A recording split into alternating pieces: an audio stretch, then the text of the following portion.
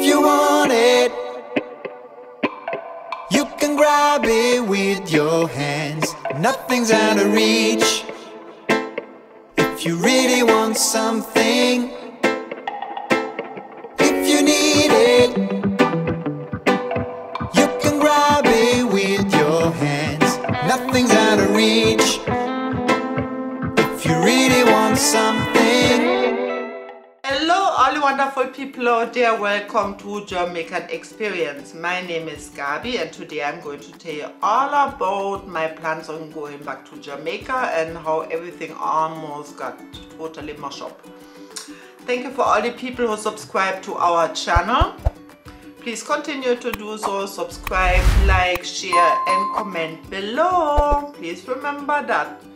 And first of all, people, Chrissy and I, we would like to wish you a happy new year. May it be a prosperous one, a healthy one, a blessed one, and hopefully one with corona soon to be just gone, right?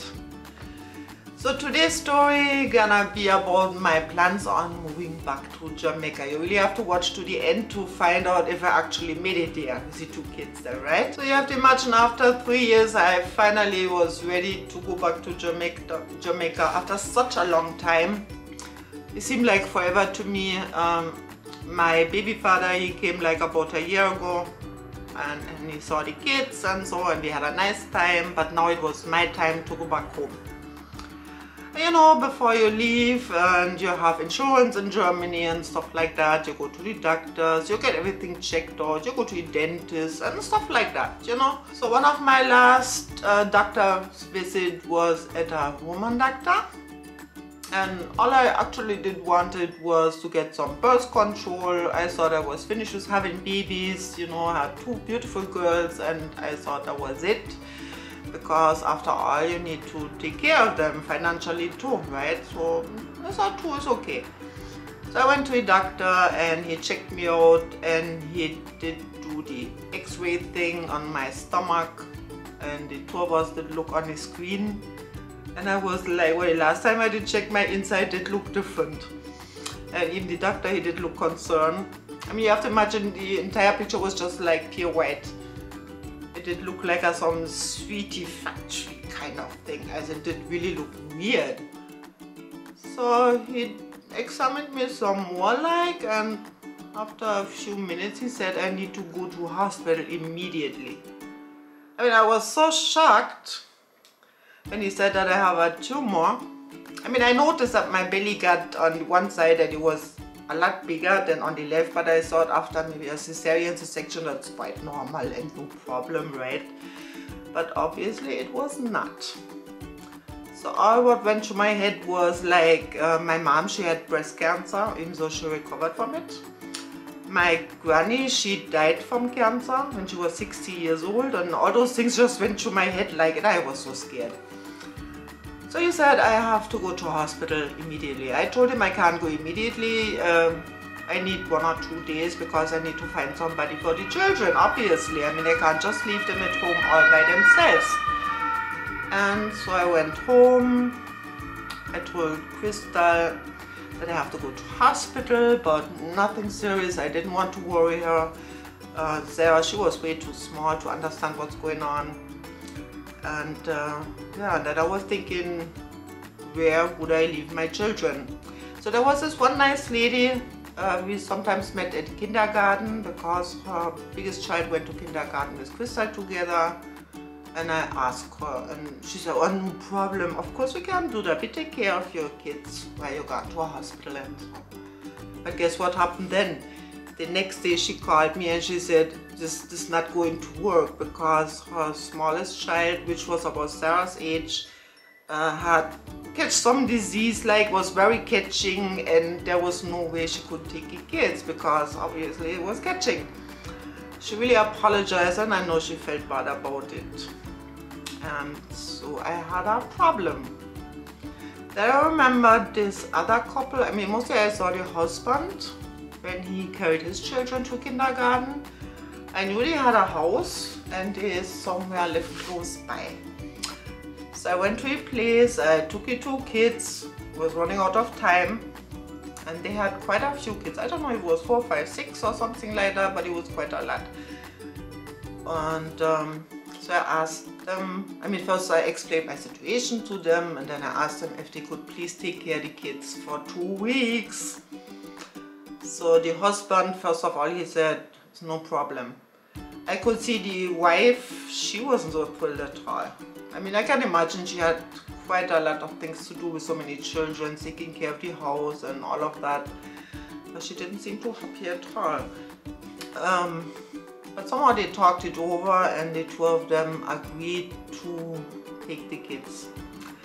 So I went back home, packed some stuff for the kids, and next morning, before I went to hospital, I carried the kids to that couple and left them there with a heavy heart, and I went to hospital. The first day they did do some checkups there, and you know what they do before operation. Like the entire night I didn't sleep for 1 minute. I was so nervous, and I was really scared.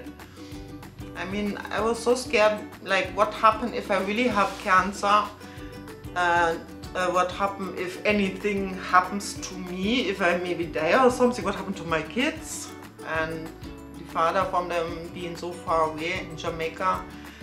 And that was quite something else. So next morning came, they put me into the operation room, knocked me out. Obviously I don't remember any of that. And when I woke up, I was in so much pain. I mean, I couldn't move. I had all kind of things going through my arm and everywhere, like, and I couldn't even go to the bathroom by myself, which is just terrible. But after they removed everything, sometime later, I remember I got out of bed, somehow managed into the bathroom, and guess what? The nurse catched me. The nurse came inside the bathroom and she quarreled with me and she shouted at me, how can you get out of bed? So you're not supposed to come out and get up and go to the bathroom by yourself. None whatsoever. So she was really mad.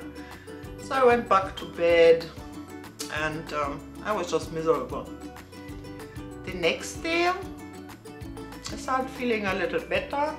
I was able to get up, even though the nurse still gave me the looks like, but I didn't care. And somehow in my mind I was like, there's no way I'm going to stay 2 weeks at this place. I mean, I hate hospital, right? I mean, who doesn't? I feel like you only get sicker in there. So I remember later on the doctor came to me, and he told me that the operation was successful, and he did remove the tumor and some lymph nodes, and he said he did something what he never did before in his entire life. He actually took a picture from the tumor because it was so gigantic, and he showed me the picture. I mean, there was this guy with his 2 big hands like holding my tumor, like on this picture. I will never forget. It was really big. I tell no lie. So that explains how come my stomach was so big, right? Yeah, and he said it will take about 2 weeks until I will find out, or we find out if it was cancer or not. So then I said, I can't stay here 2 weeks. I need to go out. I mean, I have to pick up my kids. I go back home. I'm moving to Jamaica, and I only have this short period of time to get ready and so on. I really need to leave. And he said the only way I can leave is if I sign the papers that I'm leaving on my own risk. Yeah, that's what I did the next day. I signed the papers and I left on my own risk. The only thing he told me not to lift anything heavy, rest a lot, and the stuff what they tell you, like, you know. So I went back home by taxi. I picked up the children, and they were so happy to see each other again. I was in pain, yes, but I was happy to be home and out of hospital. Really, I was tremendously relieved. Even though I still was scared because I didn't know if cancer or no cancer. But somehow I just tried to do the stuff what you need to do, and I started out things, clothes, kitchenware. I gave a lot to friends, even clothes, and all the baby clothes I gave them away, stuff like that. So I was very busy. And 2 weeks after that, I almost had everything settled so far. I went back to the doctors. I took the children with me, and it was really funny because he seemed so excited to see me, and he had good news, and he said, thanks God it's not a tumor. And I was like, the entire Mount Everest just came off my chest, like, and I was so relieved. I mean, you can imagine, right? And then he said something really nice to my kids, and he said, you really can be very proud of your mom. I never ever seen anybody like that, who had a big operation like that, just leave the hospital like this and moving back to Jamaica, and that I'm a really strong and a really tough lady, like, you know. And he smiled. I'm really grateful to that doctor. I mean, he sort of saved my life.